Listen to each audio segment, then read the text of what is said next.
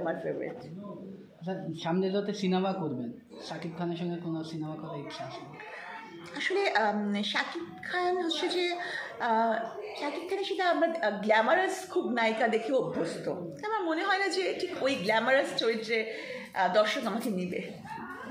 Hero Alam নায়িকা খুঁজতেছেন, সে produce করবে, সেক্ষেত্রে যদি আপনাকে নায়িকা হিসেবে সিলেক্ট করে আপনি কী করবেন? করবো না। জায়েদ খান? করবো না। জায়েদ খানের সাথেও করবেন না? আসলে আমার মুভি করার চিন্তাভাবনা নাই। হ্যাঁ, আর আমি ওনাদের মুভি দেখি নাই, সুতরাং আমার একটা কমেন্ট করে দেওয়াটাই ঠিক হবে না।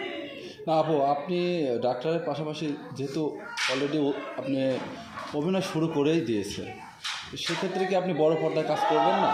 মানে আপনি কি গন্ডির মধ্যে থাকতে চান? হ্যাঁ, মানে আমার ছোট পর্দায় উৎসাহ আছে, নাটকে উৎসাহ আছে। মনে হয় না যে বড় পর্দার নায়িকা হিসাবে আমাকে খুব একটা মানাবে।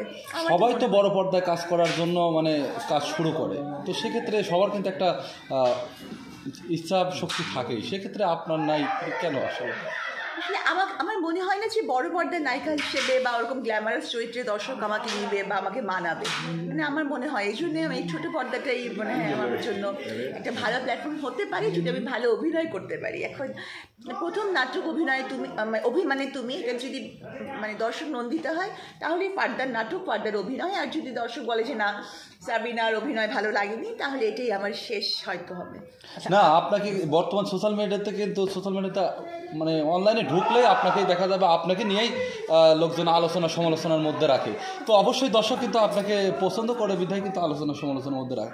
সেক্ষেত্রে কি আপনি কি মানে আপনার ভিতরের ইচ্ছা নাই, যে আপনার ইচ্ছা শক্তি নাই যে আমার ভিতরে এটা আছে, আমি করতে পারবো?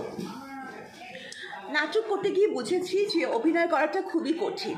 হ্যাঁ, আমরা মনে করি যে আমরা যখন দেখি এন্টারটেনমেন্টের জন্য দেখি, আমাদের মনে হয় যে বুঝি খুব তেমন কঠিন না, কিন্তু আমি নাটক করতে গিয়ে বুঝেছি যে নাটক করাও খুব কঠিন। এবং যে কোনো এরিনাতে, সেটা চলচ্চিত্র হোক, নাটক হোক, যে কোনো এমনকি যে কোনো প্রফেশনে হোক, ভালো লেভেলে যেতে হলে অনেক পরিশ্রম, অনেক ডেডিকেশন, অনেক কিছু লাগে।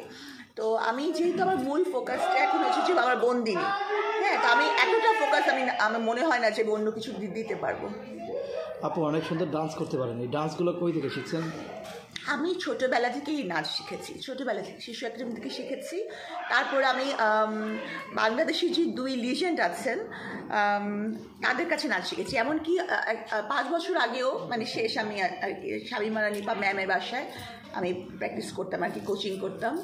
আমি নাচ সবসময় প্রফেশনালি আমি নাচ শিখেছি। গান গাইতে পারেন আপনি?